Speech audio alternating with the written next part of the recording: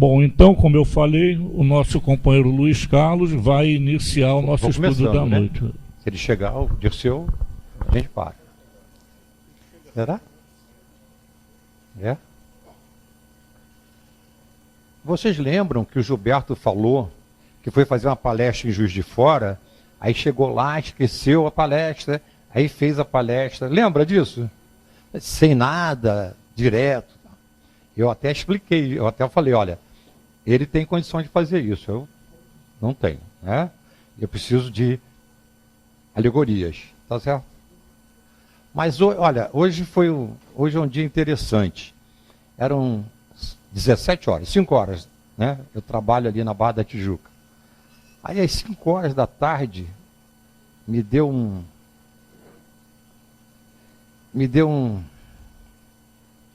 uma coisa assim por dentro, vou confessar, saudade do Gilson. Minha saudade do Gilson. Aí eu fiz o seguinte, saí, assim, vou sair. Falei para minha mulher, vou sair. E aí, peguei 3 ônibus e vim para cá. Eu estou com saudade do Gilson, vou lá para o centro.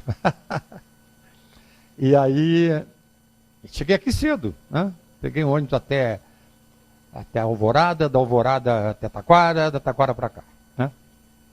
Cheguei aqui cedinho. Mas, na hora de sair, engraçado, mesmo na hora de sair, o que eu fiz? Eu peguei um pendrive que eu tenho chamado Palestras.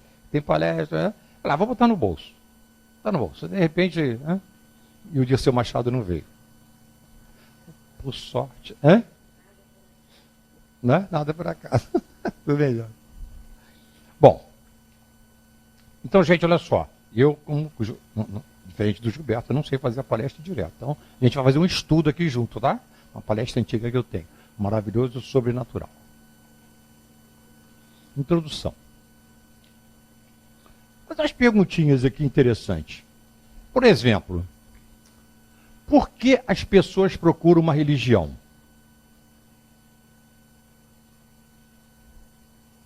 Por que as pessoas procuram uma religião?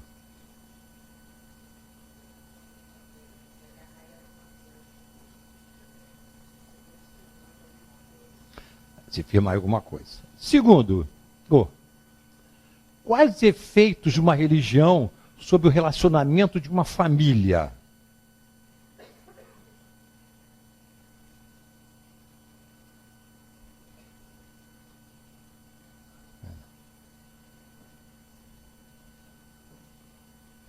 Terceiro, o que pensam de modo geral as religiões sobre a eternidade da alma? Outra pergunta para a gente pensar. Aos olhos dos que consideram a matéria a única força da natureza, tudo que não pode ser explicado pelas leis da matéria é maravilhoso ou sobrenatural. Nesse caso, os fatos espíritas são sobrenaturais. Tá certo? 5. O Espiritismo não aceita todos os fatos considerados maravilhosos ou sobrenaturais. Longe disso. Ele demonstra a impossibilidade de um grande número deles e o ridículo de certas crenças que são, propriamente falando, superstições. Quais os riscos de uma fé não raciocinada? Hein? Os riscos de uma fé não raciocinada. Esse é um problema sério, né? Assim, a primeira coisa que acho que vem à cabeça da gente é que quando a fé não é raciocinada, a tendência é que a gente seja fanático, né? Quando a fé não é raciocinada, tende a levar, né, o pensamento para o fanatismo, né? Não tem lógica. Perfeito? Bom, aula de filosofia. Um professor de filosofia entra numa sala de aula, põe a cadeira em cima da mesa e escreve no quadro: prove-me que esta cadeira não existe. Apressadamente, os alunos começam a escrever longas dissertações sobre o assunto. Cadeira em cima da mesa. No entanto, um dos alunos escreve apenas 2 palavras na folha e entrega ao professor. Este, quando a recebe, não pode deixar de sorrir depois de ler. Um dos alunos escreveu 2 palavras e entregou para ele. E a pergunta, o menino escreveu foi: que cadeira? Que cadeira? Tá certo? A crença nos espíritos. Se a crença nos espíritos e nas suas manifestações fosse uma concepção isolada, produto de um sistema, poderia, com certa razão, ser considerada ilusão. Tá? Então, olha só que interessante. Se a crença dos espíritos nas suas manifestações fosse uma concepção isolada, né, produto de um sistema, poderia, com certa razão, ser considerada uma ilusão. Muito bem. Por que, então, é encontrada tão clara entre todos os povos antigos e modernos, nos livros santos de todas as religiões conhecidas? Olha que interessante. Mesmo nos livros antigos, tá certo? Tá? Em todas as religiões, tá certo? Existe uma crença nos espíritos, nas almas. É porque o homem sempre amou o maravilhoso, em todos os tempos. Tá? Eu acho que faz parte da natureza do ser humano, né? Amar o maravilhoso, o sobrenatural. Platão, considerado o maior filósofo da antiguidade, criado de um sutil idealismo de pura ciência espiritualista, discípulo de Sócrates, mestre de Aristóteles, admitia 2 elementos irredutíveis na natureza humana. Olha só, Platão, tá? Maior filósofo da antiguidade. A matéria, pluralidade, ou não ser, e a alma, o ser. A matéria, pluralidade, ou o não ser, e a alma, o ser. Bom, essa senhora que está aqui é minha avó. Minha avó é de criação, vamos dizer assim, né? Eu chamava de Aura Celeste. A gente chamava de Mamãe Aura, né? Eu já contei a história aqui, né? A minha mãe foi criada no asilo espírita. Já contei essa história aqui. Eu vou contar então rapidinho, porque alguns não estavam. Pronto, rapidinho, hein? Você não conhece? Ah, vou contar então. Não? Seguinte. Dona Isabel, minha mãe, neta de Índia, a minha avó materna pegou minha mãe e um filho um pouquinho mais velho, 1 ano mais velho que a minha mãe, entraram num navio, 7 dias, Belém, Rio de Janeiro. O meu avô materno tinha sido assassinado lá, briga de terra, lá no Pará. A minha avó, com medo, pegou as 2 crianças, fugiu e veio para o Rio de Janeiro. Tinha 2 irmãs aqui. As 2 irmãs, uma casada e uma solteira, não sei por que motivo, não puderam parar a minha avó. Bom, minha avó virou mendiga. E na rua, com 2 crianças. Um dia passou uma senhora e pegou aquela menininha, parecia uma índiazinha, cabelinho preto, e levou para casa para criar. Essa senhora era casada com um senador. O senador morreu. A mulher vendeu a casa. Vendeu a casa onde morava, um palacete na Tijuca. O Senado era no Rio de Janeiro. O secretário do Senado era casado com uma senhora espírita, psicógrafa, chamada Adelaide Augusta Câmara, que tinha acabado de fundar um asilo, uma casa de crianças. Então o que essa senhora fez? Né? Pegou a minha mãe, 7 anos de idade, e colocou no asilo espírita, que até hoje existe. Chama-se Asilo Espírita João Evangelista. Fica em Botafogo, na rua... sempre esqueço o nome da rua. Não, a continuação da Mina Barreto. Não, a continuação da Mina Barreto. Eu lembro já. Bom. Visconde da Silva. Obrigado. Visconde da Silva. Eu sempre esqueço o nome dessa rua. Até já contei a história com o Chico, né? Bom, aí a mamãe foi colocada nesse asilo e ficou até o dia que se casou com meu pai. E a dona do asilo chamava-se Adelaide Augusta Câmara, que era psicógrafa e psicografava livros e usava isso aqui, ó, Aura Celeste. Né? Tem uma coleção de livros dela chamada Do Além. Ela era psicógrafa, né, do além. e Dona Aura Celeste. Então, a mamãe foi criada por ela dos 7 anos até os 20, saiu do asilo, o dia que casou com o papai, e a gente em casa chamava de Mamãe Aura. A Mamãe Aura, né? Eu não consigo lembrar muito bem dela, apesar de que a mamãe levava a gente para conhecer a avó, né? Mas é uma senhora espírita que deixa a coleção de livros. Eu também até já contei a história aqui, que o dia que a gente foi a Uberaba, lá 3 horas da manhã, eu, Gilberto, Gilson, João, aí quando o Chico chegou, me abraçou, falou: ô meu filho, como é que vai aquela gente lá da Visconde Silva? Eu olhei para o Chico e falei: está me confundindo com alguém. Eu não sabia o que era Visconde Silva. Aí como ele viu que eu não sabia o que era, ele falou assim: olha, Dona Aura Celeste está aqui te mandando um abraço. O Chico nunca tinha me visto. Eu desmaiei no colo do Chico. Bom, Dona Aura Celeste tem uma obra extensa chamada Do Além. O Espiritismo põe a verdade ao alcance do homem, intelectual, religiosa e praticamente. Isso é um texto de Aura Celeste. O Espiritismo põe a verdade ao alcance do homem, intelectualmente, religiosamente e praticamente. O Espiritismo salienta aos seus olhos a grandeza do seu destino pela orientação do bem, pelo bom emprego do tempo na aplicação do próprio esforço. O Espiritismo, pelo estudo da evolução das almas, pela revelação da lei das sucessivas encarnações dos espíritos, faz sentir às criaturas humanas a cadeia invisível que liga os mundos entre si. O Espiritismo é o regenerador do nosso mundo. Esse é um texto de Aura Celeste, de um dos livros chamado Do Além. Tá certo? Então, olha só que interessante. O Espiritismo, pelo estudo da evolução das almas, né? Pela revelação da lei das sucessivas encarnações dos espíritos, faz sentir às criaturas humanas a cadeia invisível que liga os mundos entre si. Né? Quer dizer, na verdade,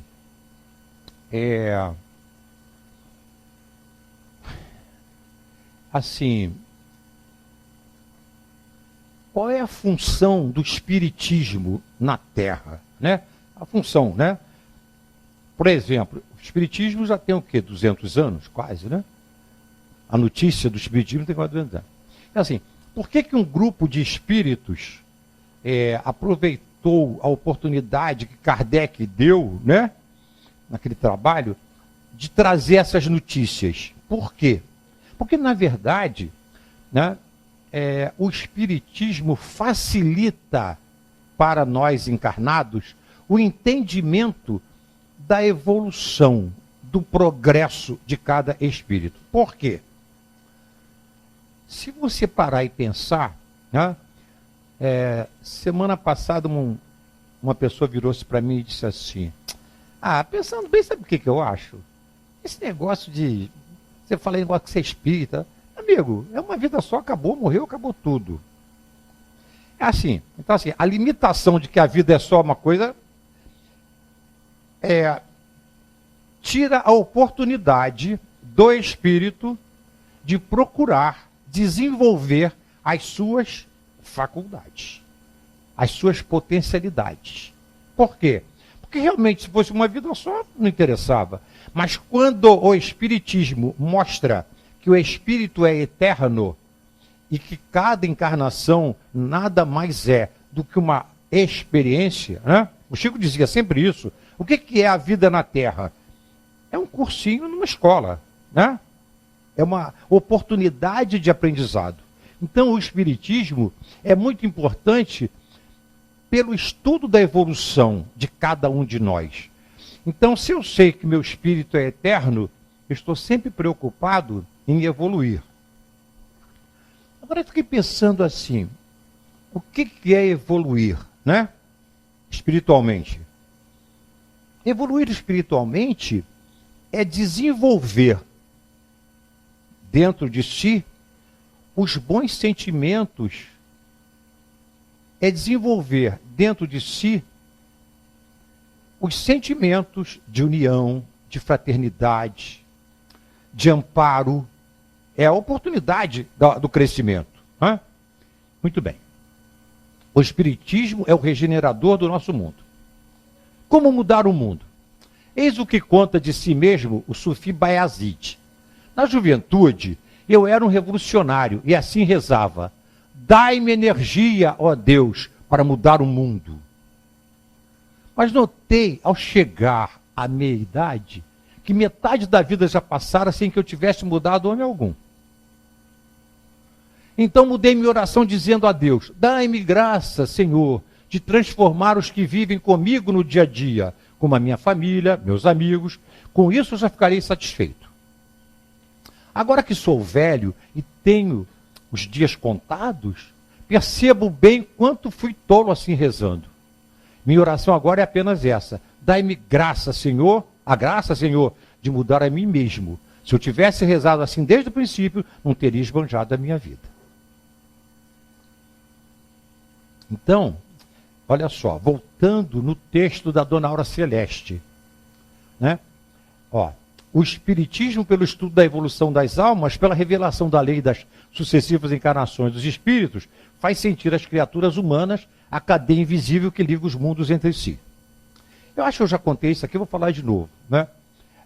Durante a minha vida toda, sempre que alguém não espírita, né, chegava para mim e perguntava: vem cá, me fala aí, se você falar que é espírita, o que é o espiritismo? O que o espiritismo te ensinou? Eu digo: olha, o espiritismo me ensinou uma coisa só. O que foi? Uma coisa chamada livre-arbítrio. Só. O Espiritismo só me ensinou isso, o livre-arbítrio. André, me explica isso aí o que é. O Espiritismo me ensinou o seguinte: que eu vou colher no futuro o que eu plantar hoje. E olha só, não é no futuro imediato, não. É no futuro. É no futuro. Uma linha infinita. Então o Espiritismo, tá? O Espiritismo me ensinou o que eu plantar hoje, eu vou colher amanhã. Isso se chama. Então, assim, se você quiser substituir a palavra espiritismo, você substitua por assim, livre-arbítrio. Por quê? Através do livre-arbítrio é que cada um de nós desenvolve as suas potencialidades. O que é, né? O que é, na verdade, evoluir? Então, assim, ó, pela revelação das leis das sucessivas encarnações dos espíritos, faz sentir as criaturas humanas a cadeia invisível que liga os mundos entre si. Quer dizer, o meu mundo não é só esse, o meu mundo é eterno. Muito bem. O Chico dizia assim: os melhores médios não são aqueles portadores das mais ricas faculdades, mas sim aqueles que sabem guardar a lição do mestre no coração, transformando-a em pensamentos, em palavras e em obras de amor. Olha que interessante, os melhores médiuns não... porque na final de semana eu viajei, sexta e sábado, e aí encontrei uma pessoa que disse assim para mim: você conheceu o Zé Arigó? Eu falei: conheci, fui lá. Nós fomos lá no Zé Arigó, você acha que foi também? Nós fomos levar Dr. Raul Córdola, que era sogro do João, pai da Risoleta, lembra? Bordalão também. Nós fomos no Zé Arigó. O Zé Arigó foi um médium extraordinário, tinha uma faculdade incrível, Zé Arigó. Era um grande médium. Tá? E existem outros grandes médiuns, né? Mas olha só, olha o que o Chico fala: os melhores médiuns não são aqueles portadores das mais ricas faculdades, mas sim aqueles que sabem guardar a lição do mestre no coração. Na verdade,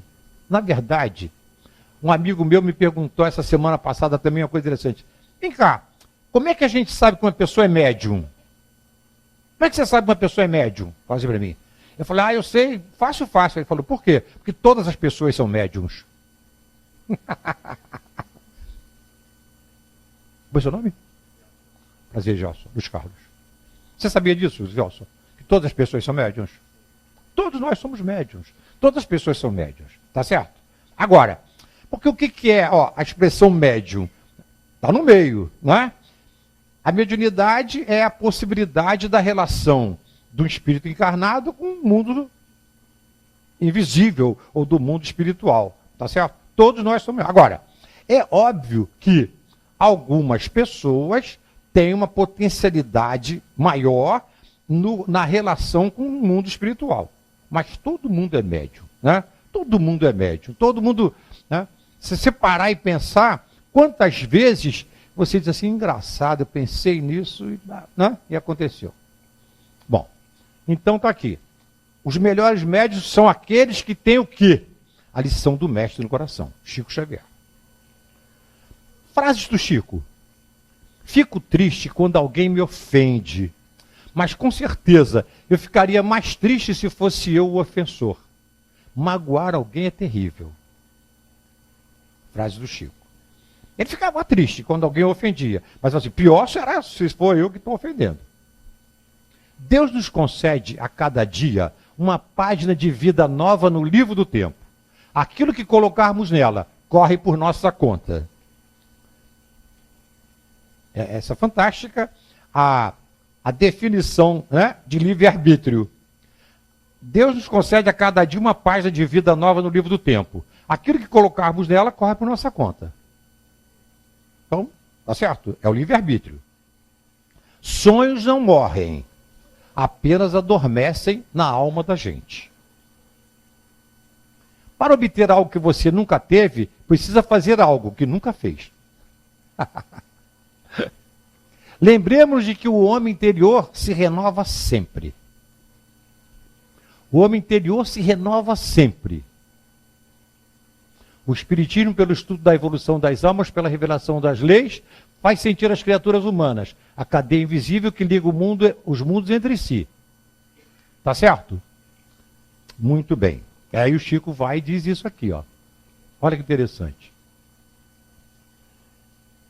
Lembremos de que o homem interior se renova sempre. Agora, veja bem, a importância da renovação interior é o desenvolvimento espiritual. O meu desenvolvimento como ser humano, tá certo? Deixa algum sinal de alegria onde passes. A felicidade não entra em portas trancadas. Aliás, vou falar sobre isso aqui. Estava conversando com o Gilberto agora, cedo. O Gilberto me convidou para fazer uma palestra em outubro. Essa daqui foi ocasional, tá? Essa aqui foi acidental. Então, eu estava dizendo para o Gilberto que eu estou preparando já a palestra de outubro. Eu comecei há umas 3 semanas. E eu estou preparando uma palestra sobre um tema muito interessante. Eu estou preparando uma palestra sobre um tema assim. Na revista Veja, saiu uma reportagem, uma foto de um quadro de um pintor chamado Edward Hopper, um americano, e a reportagem da Veja diz assim: a solidão faz mal ao coração.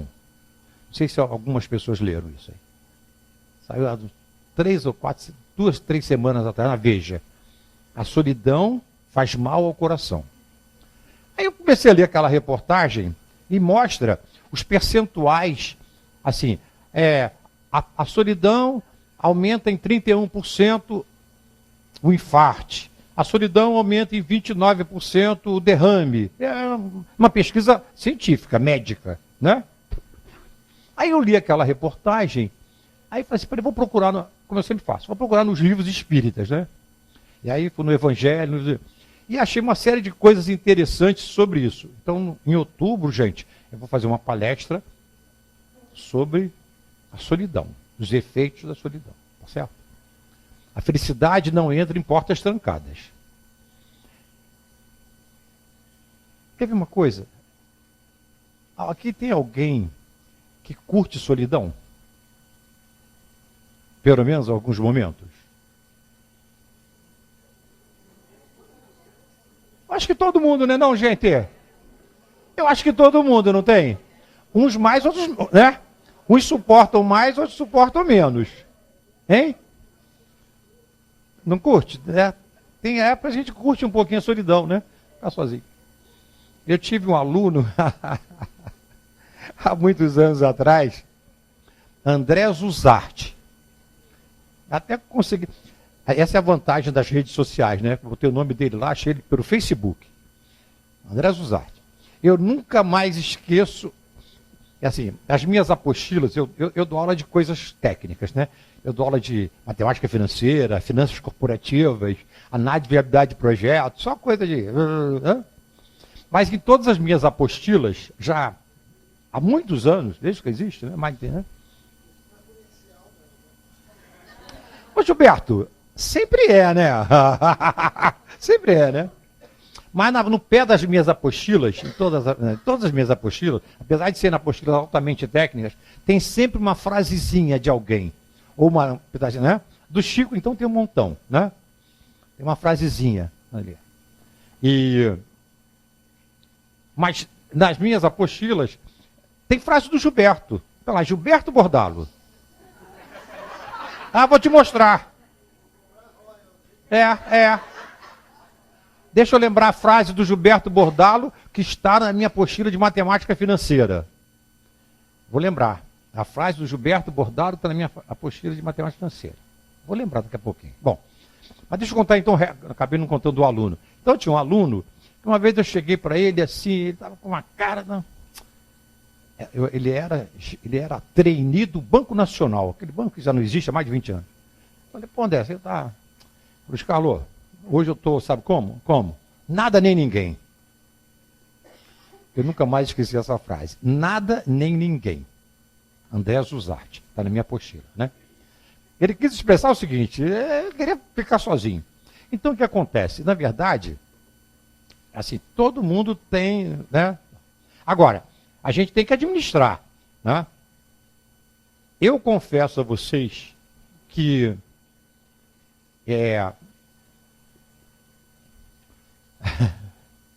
eu administro muito esse lance de solidão. Porque eu viajo muito, por exemplo, agora sexta-feira eu cheguei 1h em Volta Redonda, o dia inteiro à toa, né? Em Volta Redonda, porque eu só ia dar aula sábado o dia inteiro. Ah, o que eu faço? Chego no hotel, largo a mala e vou para a rua, vou para shopping. Né? Adoro loja de R$1,99, gente. Lojas americanas. Eu compro opção de coisa que depois eu jogo fora, mas eu compro. Né? Eu comprei... agora nas lojas americanas estavam vendendo lá em Volta Redonda uma caixinha de chocolate com 6 chocolates por R$2,99. Eu comprei 4. Comi um chocolate, porque aí distribuí para uma opção de gente chocolate, né? Bom. Mas eu administro muito essa parada de solidão. Por quê? Porque quando eu era criança, garoto, né, com 13 anos de idade, assim, meu pai desencarnou, eu virei um revoltado. Então eu era tipo assim, nada nem ninguém. Quando virei espírita, eu passei a entender isso daí. Mas todo mundo tem essa...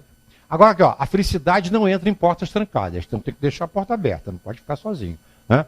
Agora, eu administro bem porque eu sinto que eu tenho uma tendência de querer viver na solidão. E a solidão aumenta a possibilidade do infarto ou de derrame. Essa palestra vai ser em outubro. Vou marcar com o Gilberto, vai ser em outubro. Bom, o pensamento é um dos atributos do espírito. A possibilidade que o espírito de agir sobre a matéria, de impressionar nossos sentidos e, por conseguinte, de transmitir seus pensamentos, resulta, se podemos nos exprimir assim, de sua constituição fisiológica. Olha que interessante. O pensamento é um dos atributos do espírito. A possibilidade que o espírito de agir sobre a matéria, de impressionar nossos sentidos e, por conseguinte, de transmitir seu pensamento, resulta, se podemos exprimir assim, de sua constituição fisiológica. Interessante, né? Todo efeito inteligente deve ter uma causa inteligente.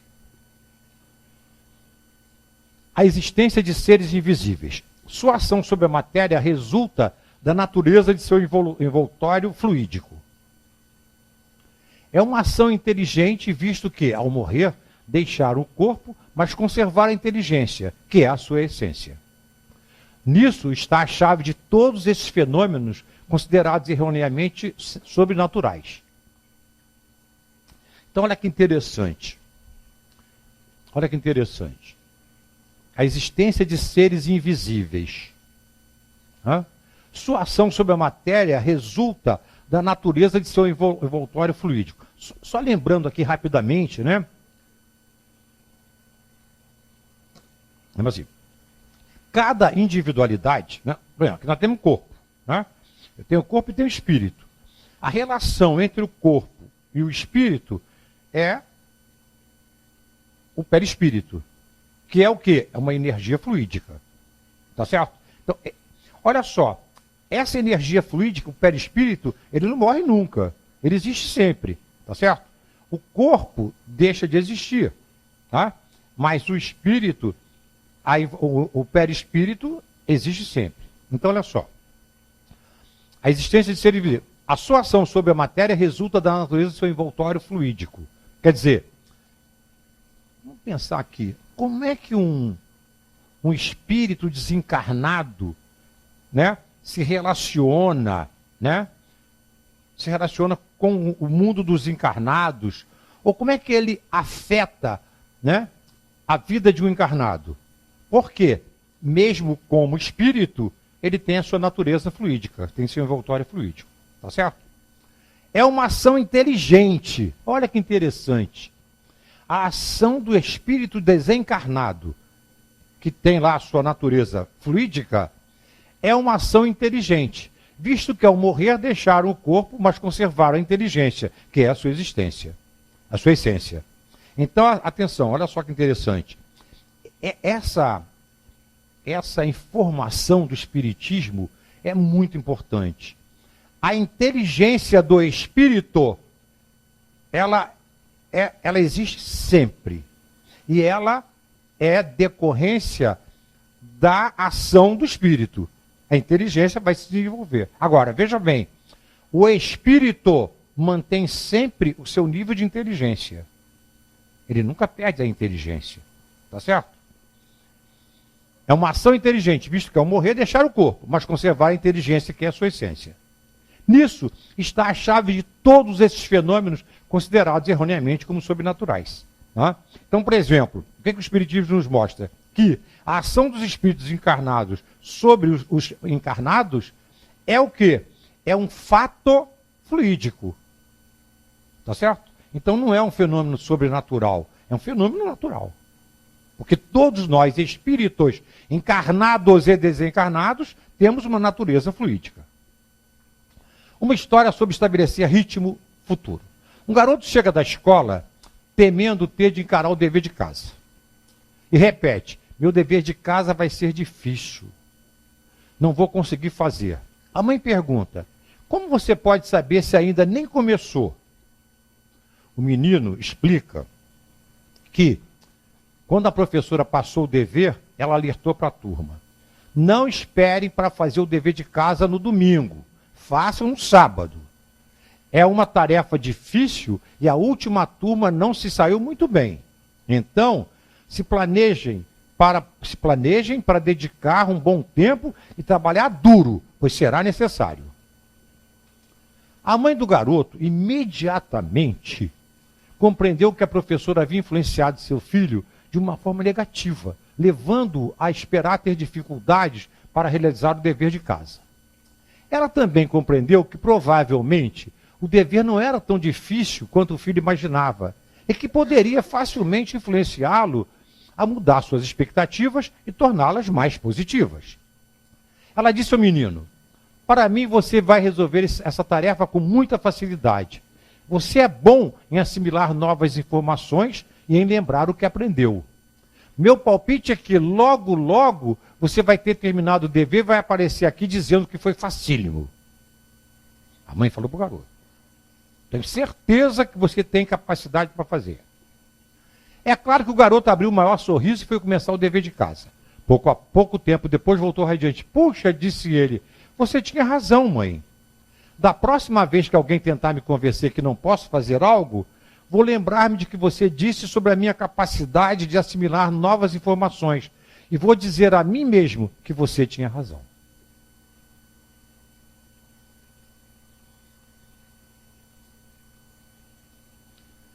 Ô, gente, olha só que interessante. Quando eu li essa história, Quando eu li essa história, é interessante. Sabe que associação que eu fiz? A associação que eu fiz foi o seguinte: o Espiritismo é a mãe. Eu associei o papel da mãe na história ao Espiritismo. Ao Espiritismo. Por quê? O conhecimento do Espiritismo, à medida que a gente vai, né, estudando, lendo, conhecendo, a gente vai descobrindo exatamente isto. A gente vai descobrir exatamente.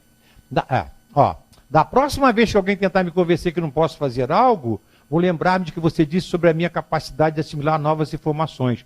E vou dizer a mim mesmo que você tinha razão. Tá certo? Podemos resumir da seguinte maneira: todos os fenômenos espíritas têm como princípio a existência da alma, sua sobrevivência ao corpo e suas manifestações. Estes fenômenos, estando fundados numa lei da natureza, não têm nada de maravilhoso nem de sobrenatural no sentido vulgar destas palavras. Muitos fatos são considerados sobrenaturais por não se lhes conhecer a causa. O Espiritismo, ao lhes definir a causa, os traz para o domínio dos fenômenos naturais. Entre os fatos qualificados de sobrenaturais, há muitos que o Espiritismo demonstra classificando-os entre as crenças supersticiosas. Ainda que o Espiritismo reconheça em muitas das crenças populares um fundo de verdade, não aceita de modo algum como fatos espíritas histórias fantásticas criadas pela imaginação. Julgar o Espiritismo pelos fatos que ele não admite é dar prova de ignorância ou emitir uma opinião sem valor. A explicação dos fatos admitidos pelo Espiritismo, suas causas e consequências morais, constituem toda uma ciência e toda uma filosofia, que requer um estudo sério, perseverante e aprofundado. Então, olha só que interessante. Todos nós, ao estudarmos a doutrina espírita, os livros da codificação, Evangelho, livro dos Espíritos, livro dos Médiuns, Céu e Inferno, a Gênese, a gente vai observando, à medida que vai estudando, que, na verdade, a notícia espírita, ela é de fundo moral, de fundo religioso e de fundo científico. Vejam que modernamente já aparece no mundo inteiro notícias de gente que estudou, que pesquisou, né? Tem uma senhora agora americana que está escrevendo livros e mais livros, fazendo palestras no mundo inteiro, provando que o espírito é eterno, né? Então, o espiritismo é ciência, filosofia e religião. Tá certo? Ora, filosofia por quê? Porque a notícia, por exemplo, o que é o Evangelho segundo o Espiritismo? O Evangelho segundo o Espiritismo nada mais é do que a filosofia de Jesus. Filosofia de Jesus. Concorda? O Evangelho é a filosofia de Jesus. Amar ao próximo como a si mesmo. O livro dos Espíritos. O livro dos Espíritos, repara, o livro dos Espíritos é uma notícia ao mesmo tempo científica e ao mesmo tempo filosófica. Tá certo? Muito bem. Salvo pela gentileza. Conta-se uma história de um empregado num frigorífico da Noruega. Certo dia, ao término do trabalho, foi inspecionar a câmara frigorífica. Inexplicavelmente, a porta se fechou e ele ficou preso dentro da câmara. Funcionário do frigorífico lá na Noruega. Ficou preso. Bateu na porta com força, gritou por socorro, mas ninguém ouviu. Todos já haviam saído para suas casas e era impossível que alguém pudesse escutá-lo. E ele preso dentro lá do frigorífico. Já estava quase 5 horas preso, debilitado com a temperatura insuportável. De repente, a porta se abriu e o vigia entrou na câmara e o resgatou com vida. Depois de salvar a vida do homem, perguntaram ao vigia: por que você foi abrir a porta da câmara se isto não fazia parte da sua rotina de trabalho? Tinha todo mundo indo embora, o vigia foi lá e abriu a câmara para ver. Aí perguntaram, por que você abriu a câmara, se não era sua função? O que você foi fazer lá? E aí o vigia respondeu, trabalho nessa empresa há 35 anos. Centenas de empregados entram e saem aqui todos os dias. E ele é o único que me cumprimenta ao chegar pela manhã e se despede de mim ao sair. Hoje pela manhã ele disse, bom dia, quando chegou. Entretanto, não se despediu de mim na hora da saída. Imaginei que poderia ter acontecido algo. Por isto, o procurei e o encontrei. Foi lá. Okay?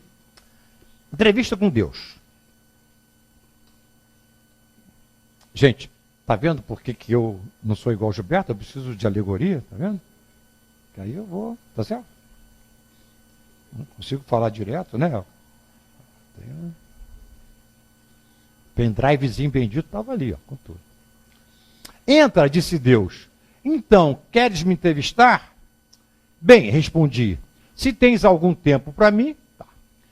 Ele sorriu atrás da barba e disse, o meu tempo chama-se eternidade e chega para tudo. O que queres saber? Nada que seja muito difícil para Deus. Quero saber o que é que mais te diverte nos seres humanos. E ele respondeu, eles fartam-se de serem crianças. Têm pressa por crescer. E depois suspiram por voltar a ser crianças. Primeiro perdem a saúde para ter dinheiro. E logo em seguida perdem o dinheiro para ter saúde. Pensam tão ansiosamente no futuro que descuidam do presente. E assim, nem vivem o presente, nem o futuro. Vivem como se fossem morrer. E morrem como se não tivessem vivido.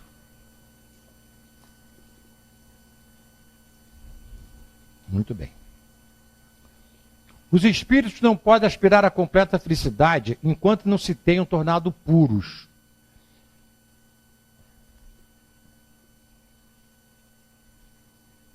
Bom, essa notícia aqui, essa notícia daqui, eu acho uma notícia intrigante para mim há muitos anos. Essa daqui, ó. Os espíritos não podem aspirar à completa felicidade enquanto não se tenham tornado puros.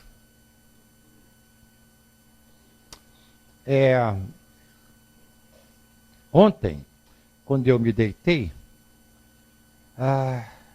minha mulher deitou do meu lado, eu falei assim, me veio um pensamento na cabeça. Eu falei assim, Vera, sabe o que eu tive pensando?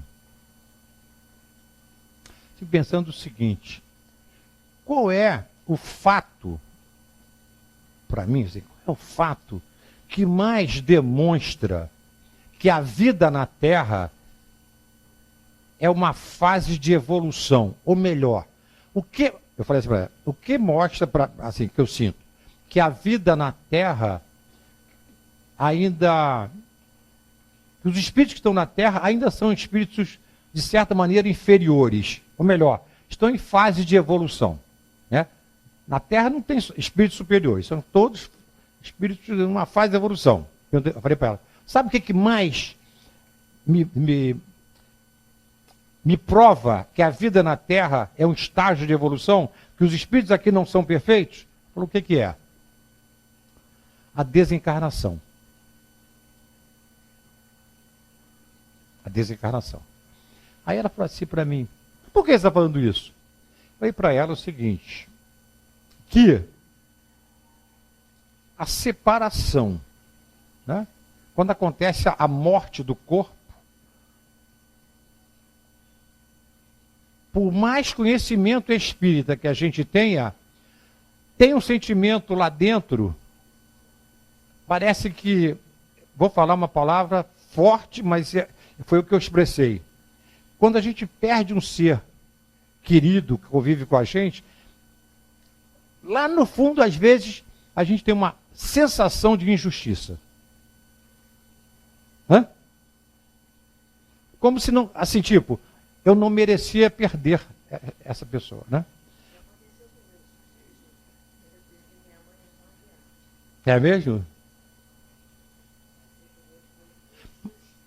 Mas vocês têm uma vantagem, vocês são uma opção de irmãs, né? São quantas? São... Eu também fiquei. Vocês são 5, não são?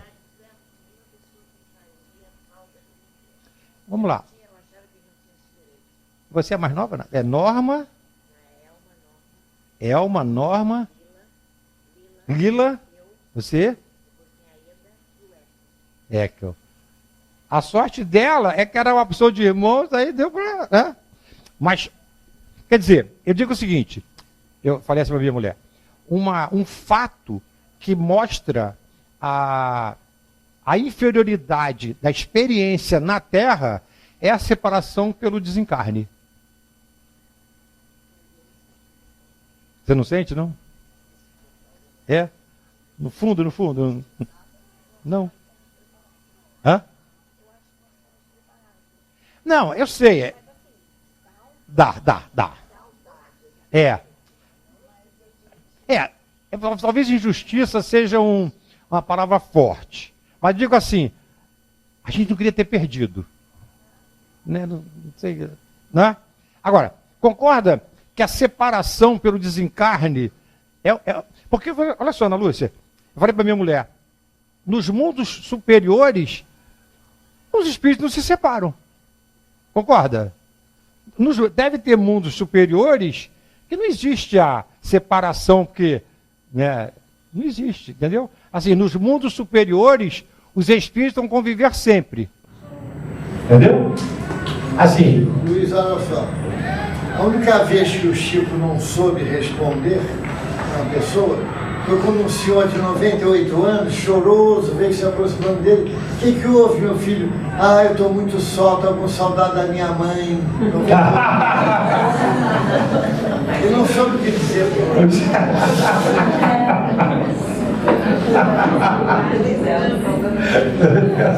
Não, eu digo assim, é um fato, eu não sei.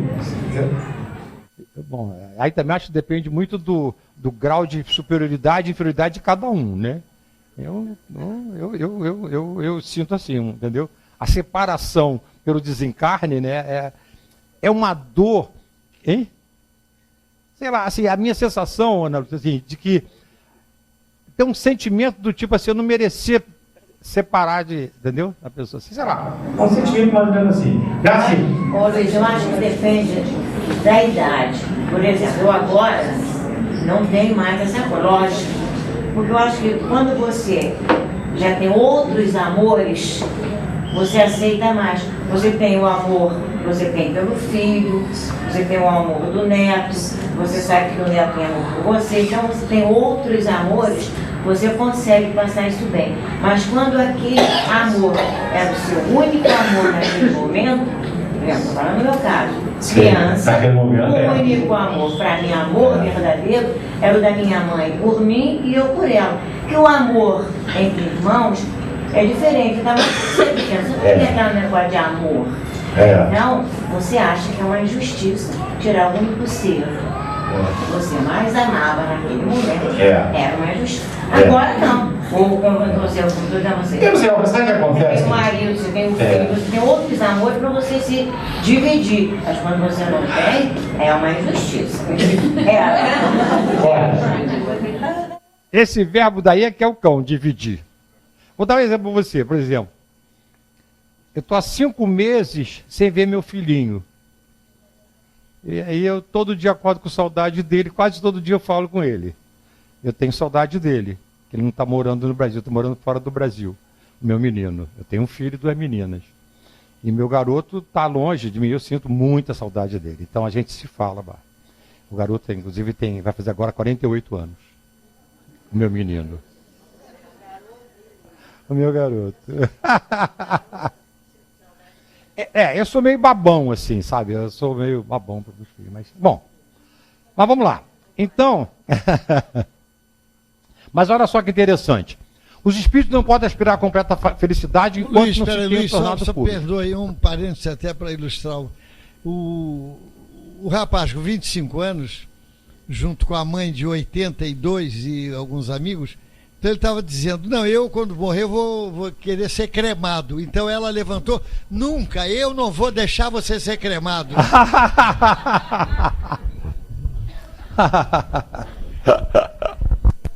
Mas vamos lá.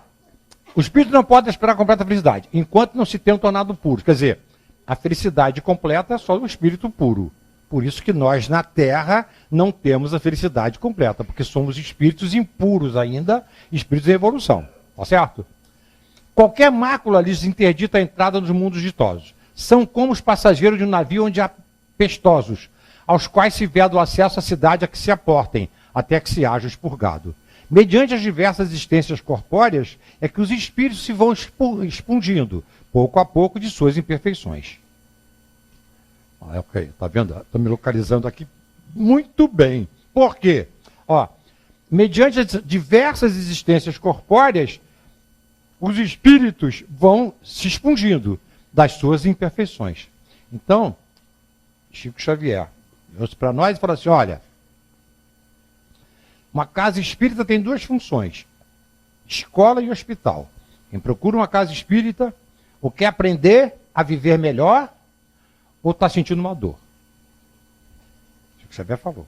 Então, veja bem, a vida na Terra é a experiência, é uma escola.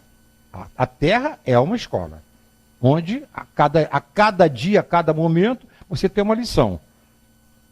De como você tira proveito da lição, vai gerar um efeito no seu progresso. Muito bem. As provações da vida os fazem adiantar-se, quando bem suportadas. Como expiações, elas apagam as faltas e purificam. São o remédio que limpa as chagas e cura o doente. Quanto mais grave é o mal, tanto mais enérgico deve ser o remédio. Causa e efeito. Aquele, pois, que muito sofre, deve reconhecer que muito tinha a expiar, e deve regozijar-se a ideia da sua próxima cura. Dele depende, pela resignação, tornar proveitoso o seu sofrimento, e não lhe estragar o futuro com as suas impaciências, visto que, do contrário, terá de recomeçar. Quer dizer, o Espiritismo está lembrando, as dores, as experiências difíceis são lições. E que cada um só tem aquilo que merece. Ninguém carrega a cruz do outro. A paz no mundo começa dentro de mim, quando eu me aceito de corpo e alma, e reconheço meus defeitos, com paciência e calma. E em vez de me fragmentar em 1000 pedaços, eu me coloco inteiro no que penso, sinto e faço. A paz no mundo começa entre nós, quando eu aceito o teu modo de ser, sem me opor ou resistir, e reconheço tuas virtudes, sem te invejar ou me retrair, e faço das nossas diferenças a base da nossa convivência. Muito bem. Todo esse nosso estudo aí, eu fiz uma palestra, e a bibliografia que eu usei foi essa, né? Ciência e Espiritismo, Recordações da Mediunidade, o Espiritismo à Luz da Crítica, Mediunidade e Doutrina, Qualidade, Começa em Mim. À Luz do Alto. Muito bem. Só um minutinho. Aqui? O pendrive está aqui, não está?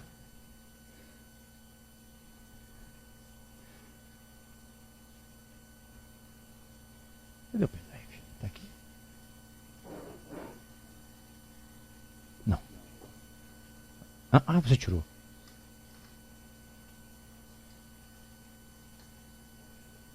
Isso.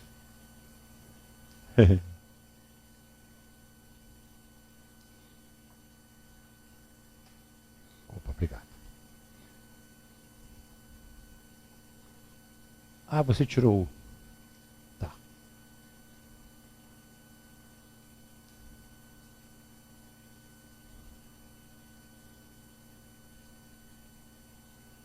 Não. Caramba.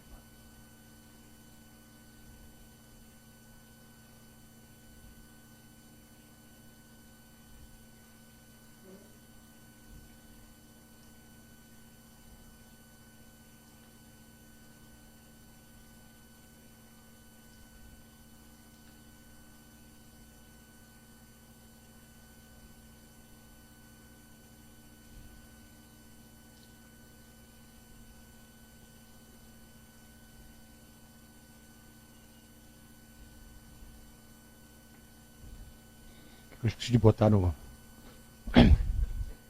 Para terminar, não importa onde você parou, em que momento da vida você cansou. O que importa é que sempre é possível recomeçar. Recomeçar é dar uma nova chance a si mesmo. É renovar as esperanças na vida e o mais importante, acreditar em você de novo. Sofreu muito neste período? Foi aprendizado. Chorou muito? Foi limpeza da alma. Ficou com raiva das pessoas? Foi para perdoá-las um dia. Sentiu-se só diversas vezes? É porque fechaste a porta até para os anjos. Acreditou que tudo estava perdido? Era o início da tua melhora. Onde é que você quer chegar? Ir alto? Sonhe alto. Queira o melhor do melhor. Se pensarmos pequeno, coisas pequenas teremos. Mas se desejarmos fortemente o melhor, e principalmente lutarmos pelo melhor, o melhor vai se instalar em nossa vida. Por quê? Eu sou do tamanho daquilo que vejo e não do tamanho da minha altura. Carlos Drummond de Andrade. Tá certo? Por que o homem ora? O que é a prece? Há quem contesta a eficácia da prece com fundamento do princípio de que, conhecendo Deus, as nossas necessidades inútil se torna espúria. E acrescentam, os que assim pensam, que achando-se tudo no universo encadeado por leis eternas, não podem as nossas súplicas mudar os decretos de Deus. Só para encerrar, falando sobre prece, nós estamos realmente numa fase na vida na Terra de que é importante, pelo menos uma vez por dia, pararmos e orar. É preciso muita prece para pedir aos espíritos que gerenciam, que administram a vida na Terra, para nos ajudar a mudar o panorama da Terra que a gente está vivendo. A Terra hoje é realmente um planeta onde há muita necessidade da prece, para que os espíritos sintam as nossas cooperações de energia para fazer do mundo um mundo melhor.